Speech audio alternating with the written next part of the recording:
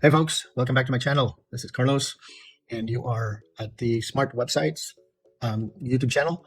What we do is we create websites and web apps for local small businesses here in Arizona, in Phoenix, and within the surrounding areas.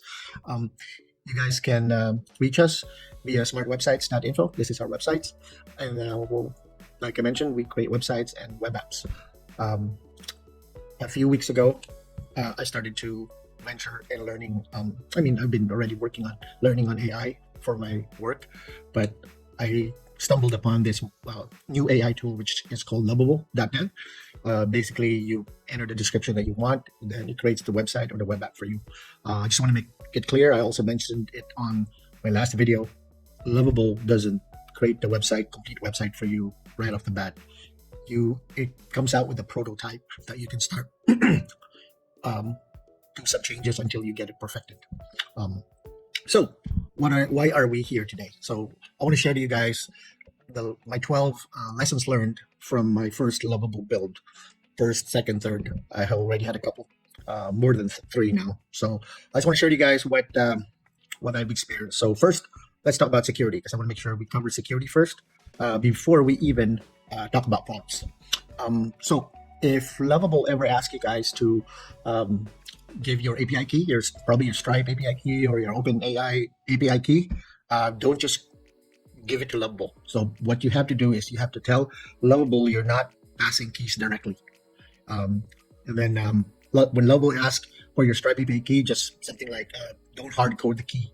You can mention that, create a secret variable in Supabase, because if you put your API key or your secret key in Supabase, then it's safe. I'm going to show you guys later the result of what happened when I did it, right? So, all right. So it doesn't take long. It takes about 30 seconds. It can save you a lot of major headaches. So get that security out of the way so that you don't have to worry about it. So here's an example. Feel free to get a screenshot of this one, and then you can let ChatGPT transcribe it for you and put it on your notes, and you can use it. So it worked for me. So this is an example of the result, right? So after Lovable did it, I asked Lovable, hey, let's validate that, right? So, okay, then Lovable replies back and say, let me check your API key security setup across your project, because each project in Lovable is separated, right? So I told Lovable to check the security of the site based on what I mentioned to you guys earlier. So excellent, your API keys are properly secured. Here's the security assessment, right? Goes through everything, right? API key security status, secure. Server side only, no front end, no front end exposure. Environment variable, all keys access via demo.get in edge function, and then current usage, verification, everything, and then at the very last, security grade A+. So that's what you want, guys. All right. So I just want to share that to you guys. Second, sorry for the scrolling. So, by the way, I'm giving all of this for free to you guys. Just want to help. I'm new, so we're all new. I'm not.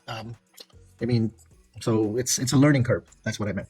All right. So number 2, nail your very first prompt, right? So what I noticed with Lovable is, let me make this a little smaller. If you go more than 3 prompts or descriptions, it's gonna go nuts. It's gonna go crazy. Even though it's GPT-5, it's gonna have a hard time. Believe me, based on my experience, so I usually go 1 or 2, no more than 3. So I'm focused on what exactly am I building, and then the core features that I need, and the style or vibe. You know what I mean? So I'm if you give Lovable all 3, it's gonna be strong. So next one is show, don't just tell. Words are great, guys, but screenshots are magic. So I'm just gonna give you guys an example here, right?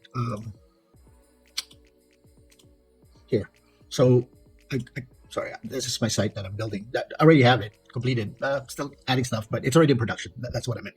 So here on this blog, this wasn't clear. So what I did was I set this Lovable. It still got confused, and it says it got it fixed. But really, what it fixed is this one over here. It made it more clear. So it got confused. So what I did, I sent it again, and I said it is the phone icon that needs to be visible, because here it's the phone icon. So after that, then it's fixed. Lovable got it fixed. So that's just an example of what I meant about screenshots. All right. Where are we? Number 4. So don't be afraid of starting all over again. It happened to me a couple times where it happened exactly to my website here. So when I built it, starting, it was really good. Starting, getting better and better, and then this one, it took me like a week to get it done. So what happened was, it was something related to the backend, and it was just, I was just going through and through and through. I wasn't like, you know what I mean? It was just chaos. Lovable was like, I don't like always telling me that he got it done completely, but really no. So I went back and just started all over again. Now there's a couple of tips that I can give you later as we go. If you don't want to start all over again, there's also another option for that, but don't be afraid. Okay, next one is get the big stuff done early. You know what I mean? Like, for example, my authentication, like strong password. What you can do for two-factor, you can put it as an option. But password strengthening, make sure to do that. Supabase, also do that early. If you plan to have a payment gateway like Stripe or PayPal, do that at the very beginning, so you don't have to worry about that at the very end. Right? But for me, for my case, since it's a new business, I don't have a payment gateway yet. I'm trying to gather leads. So for now, if folks clicks on, for example, get started, they'll take them to the contact us page, so they can contact me. We can go over the requirements. We can go over. I got some templates that I can give them. They can fill it up, and they can give me, and then we'll go from there. All right, then go back here. Here you go. So if you don't want to go back because you already had that happened to me too, that you don't want to start from scratch, and you're like, because when you first put in your description and your prompts and the images, the screenshots, and then it gives you like somewhat a bad start, then you can just delete the project, right? Like I mentioned earlier, don't be afraid. But let's say you're already in the middle, or maybe close to the very end. The secret is revert. You can just revert. So let me give you an example here. So here, my client, which is a clinic here in Arizona, you can just do here restore. You can just click restore. It's going to restore. It works really well. All right, next one is keep your prompts bite-sized, right? I know it's tempting sometimes. You want to put all 5, 6, 7, 8 things at the same time on one prompt to save you on prompts, but really it doesn't work. So Lovable works way better if you keep it simple, right? Like I said, the 3 less than 3 descriptions, or less than 3 prompts, or 3. No, don't go above 3. And then for style changes, maximum also 3 requests for prompt. For complex features, for example, like CRM, that happened to me where, because my site here, this site has a backend. Like, let me show you. This, I have a backend for it. Like, I have the dashboard, clients, projects, calendar. I can manage everything at the backend for my site, right? It's like a C panel, right? So I don't have to worry about it. I can manage a calendar. I can manage social media, reviews, videos, settings, and it's role-based for users too. So like right now, the database is connected to Supabase. So, by the way, I'm gonna on my future videos, I'm gonna show you guys also, not right now, but I'll show you guys that if you are you work for because I work for a corporate company right now. This is kind of like just a side gig. Who knows if it goes big in the future, hopefully. But what you could do from a corporate perspective, because right now there's some AI stuff in the corporate world, but really AI is more like outside, right? Corporate world is really secured, but outside for small business, mid business, hopefully AI gets into the corporate world too. But if you want to use this one and it's approved from a security standpoint within your work, what you can do is you build the foundation in Lovable if you're a software developer, and then who knows React code, and then after that is because I'm not sure if your corporate if your company will be able to use Supabase or if they'll allow it. If not, then you can move your code to GitHub, and then that's why the APIs has to be really separate. You know what I mean? And then you move your the code to GitHub, pull the code there, and then after that you can import it to your environment. It needs to be scanned or looked at by your security team, and then after that you can have your own database within your corporate environment that you can use to connect to and manage it, right? So something like that in the future, but for now I think it's more for small businesses, mid businesses that are outside the corporate world. So I'll make videos about that in the future, but we'll go from there. All right, for now, after the number 6, we're done with number 7. Number 8, speak the same language as Lovable. So what I mean about that is sometimes you'll ask it to change something, and it's where it tells you really, I did it correctly, like I mentioned earlier, but nothing changes, right? So that's usually because it's working on the wrong element. So you got to ask it what it calls that section. So you have the section of the site. So for example, top section, second section, you know what I mean? So that will help a lot too. So, all right, we're done with number 8. Number 9. So, hey guys, before I forget, if you think this video and walkthrough or tips is helping you with AI or giving you some knowledge about it, feel free to like, subscribe, and comment below. And then we'll go from there. We're going to do this together until we grow, hopefully, and then we'll go from there. For now, I'm solo. All right, so number 9, use reliable image sources. Lovable can be weird, honestly, about uploading images.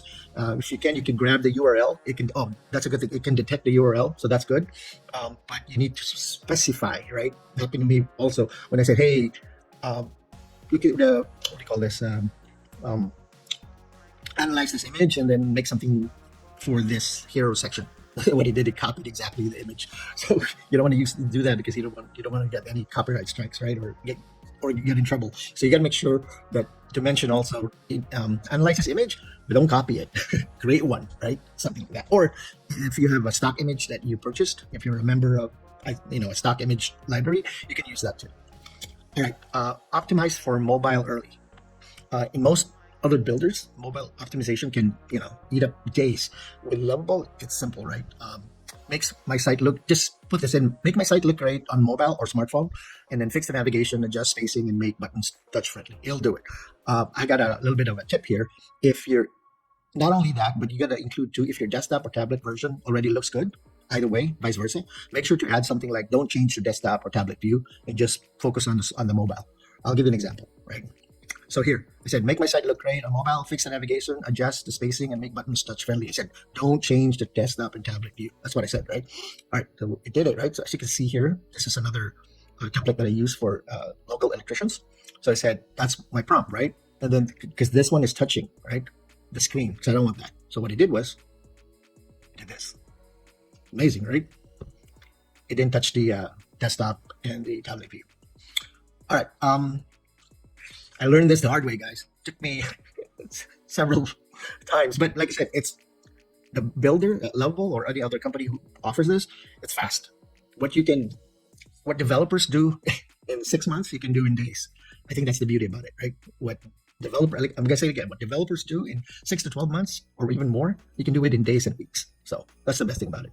Number 11, polish with one finishing touch when you're there. When you're nearly done, make sure to cover SEO also. Add proper meta titles.